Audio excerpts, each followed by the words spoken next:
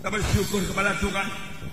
Sebenarnya yang kita peringati pada hari ini adalah Yohanes 3:16, di mana dikatakan karena demikian Allah mengasihi isi dunia ini sehingga dikaruniakannya anaknya yang tunggal itu, supaya barang siapa yang percaya kepadanya tidak binasa, melainkan beroleh hidup yang kekal.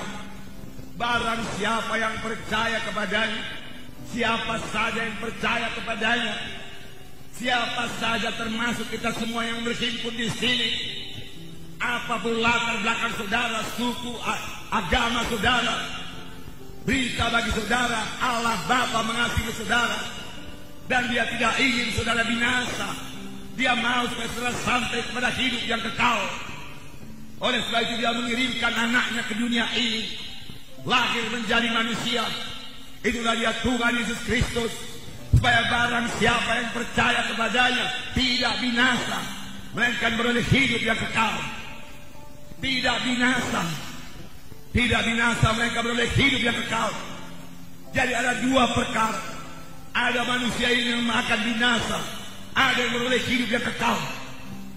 Tetapi biarlah kita mengerti, pengertian binasa di sini bukanlah mati dan lenyap, tidak. Binasa maksudnya di sini hukumannya kekal. Tidak 100 tahun, tidak 200 tahun, tidak 1000 tahun. Tidak ada tertulis dalam Alkitab sesudah manusia ini 1000 tahun dihukum dalam neraka, kemudian Tuhan murah menyucikannya lalu kembali ke sorga. Tidak ada. Sekali neraka tetap neraka selama-lamanya. Inilah yang disebut binasa.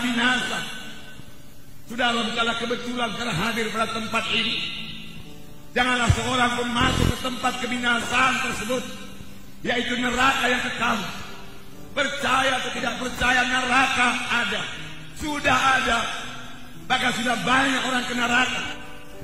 Jangan ditambahi lagi. Rebut jiwa-jiwa. Bawa dia ke surga. Bawa dia ke surga.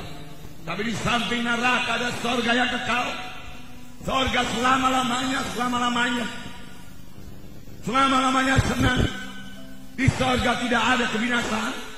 Di surga tidak ada penyakit, tidak ada kesusahan, tidak ada setan. Tuhan menyediakan surga bagi saudara. Tuhan menyediakan surga bagi kita sekalian yang berhimpun di sini. Dan Tuhan menghendaki semua kita memiliki hidup yang kekal. Amin. Karena firman Tuhan berkata, tidaklah ia gemar seorang pun binasa, tetapi supaya sekaliannya sampai kepada pertobatan. Tuhan tidak suka seorang pun ke neraka. Neraka diciptakan bukan untuk tempat manusia. Neraka diciptakan untuk tempat setan. Tetapi pengikut setan, orang-orang berdosa yang tidak mau bertobat, yang cinta kepada dosanya, yang cinta kepada kegelapan, yang cinta kepada kuasa-kuasa kegelapan, tidak akan mewarisi hidup kekal, tapi oleh hukuman yang kekal. Jadi yang kita peringati pada hari ini, Yohanes 3:16 digenapkan Tuhan. Firman Tuhan berkata, sebagai anak-anak Tuhan bahkan kita harus mengetahui dengan pasti apakah kita sudah selamat atau belum, apakah kita sudah lahir baru atau belum. Dan kita harus mengetahui dengan pasti kalau kita mati kemana.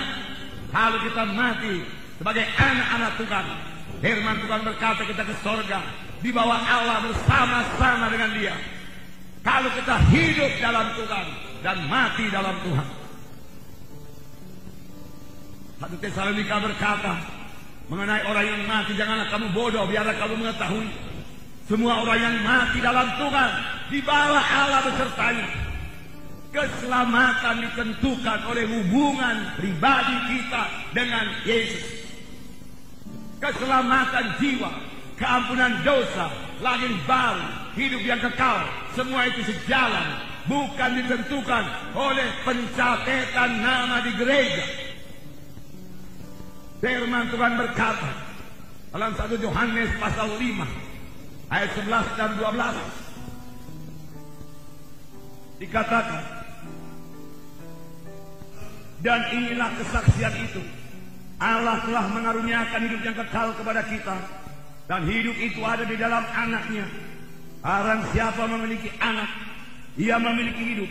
Barang siapa tidak memiliki anak itu, ia tidak memiliki hidup. Semuanya yang dituliskan kepadamu supaya kamu yang percaya kepada nama anak Allah itu tahu ataupun mengetahui bahwa kamu memiliki hidup yang kekal. Di sini dikatakan, inilah kesaksian itu. Allah telah mengaruniakan hidup yang kekal kepada manusia ini. Tetapi siapakah yang selamat? Siapakah yang menerima karunia itu? Di sini dikatakan, barang siapa memiliki anak. Anak ditulis dengan huruf besar. Maksudnya bukan keturunan. Bukan maksudnya barang siapa yang memiliki keturunan dia memiliki hidup yang kekal. Tidak.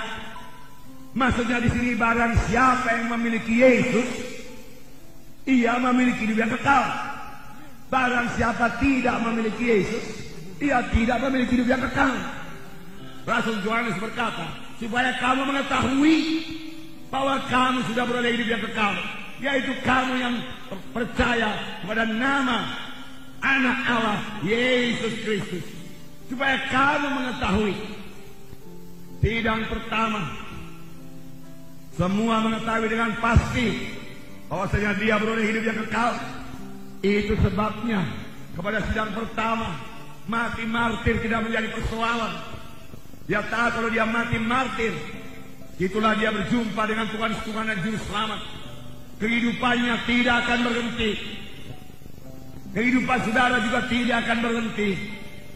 Barang siapa yang memiliki Yesus, dia memiliki hidup. Barang siapa tidak memiliki Yesus, dia tidak memiliki hidup yang kekal.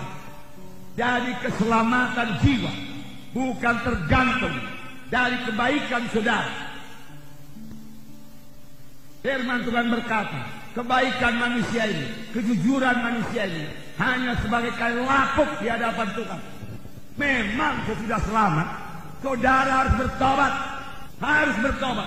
Dan sesudah kita selamat, yaitu sesudah kita menerima Yesus sebagai Tuhan dan Juru Selamat kita sanggup melawan dosa itu. Mengapa? Karena kita tidak sendiri lagi. Ada Yesus dalam hati kita. Kita tidak sendiri. Ada Yesus dalam hati kita. Amin, saudara. Ada Yesus dalam hati kita.